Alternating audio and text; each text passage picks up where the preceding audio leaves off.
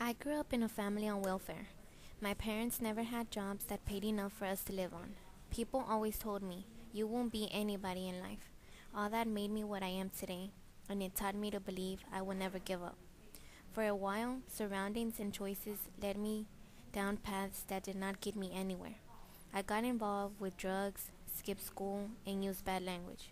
However, inside, I did not want to be part of that world. I stopped that lifestyle. I tried to convince my friends that I would like to stay in school and finish my homework. I encouraged other students to follow the same discipline, but my efforts were not always appreciated. One day, I watched my sister get out of the school bus. Five girls jumped her and began beating her. My mom ran over to pull her away, but the girls hit her too, even though she was 6 months pregnant. My sister chose not to get in a gang, and the beating was a consequence for not joining in. Those girls messed with her for years. Rumbles went on our backyard. They were horrible. We were never safe. Several times we gave up friendships and moved away, but the harassment seemed to follow us. Some nights I was to wake up in the middle of the night by my mom because some dumb idiot was shooting up the house. My parents worked so hard for that house. Saying goodbye to the house was heartbreaking. To leave was the only choice we had. Instead of complaining, I was looking at the bright side.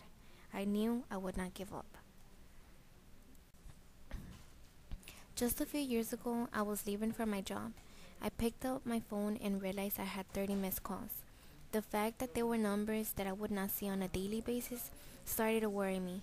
I called back and received the news that made me sink to my knees.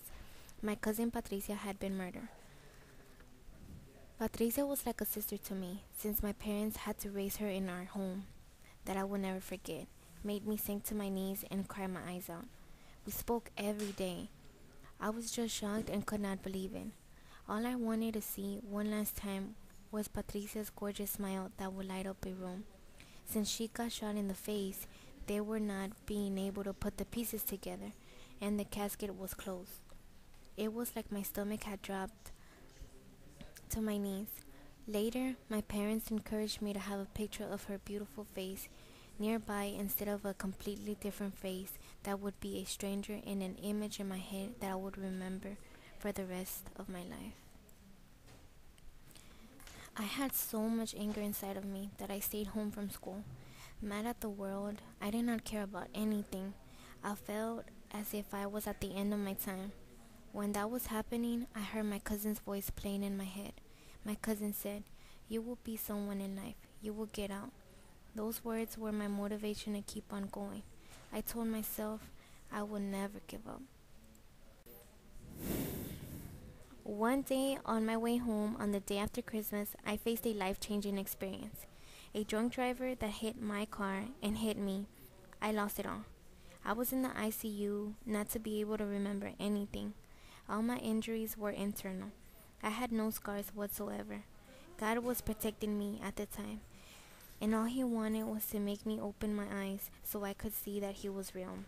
He saved me that day. I missed school and was months behind. Habits that I had were gone. I had to face the changes and the challenges. I always complained, "Why me? Why this? Why that?" I should have been thanking God that He gave me a second chance to live. My parents had no money to pay a doctor.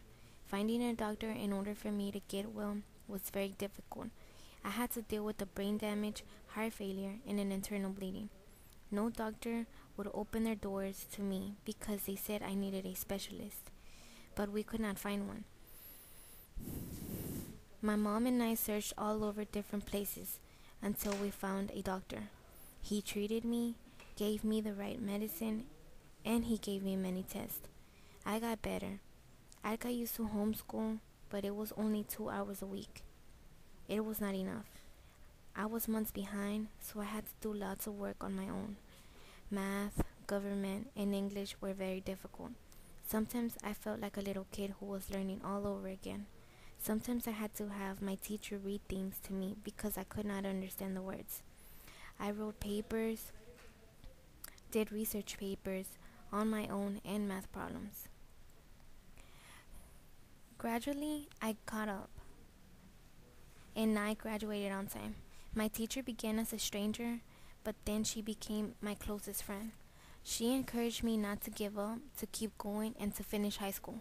I look at my life now as a second chance of fixing myself, to make things better, and to put God first. God never gave up on me. Why should I? There is always hope. I may have a lot of scars in my heart that I had from my experiences, and until this day, I am facing others too. It is not how many times God's put me through downfalls and situations that makes me give up in everything, but it's how I get back up and make the challenges useful and use them to impact others. This I believe I will never give up.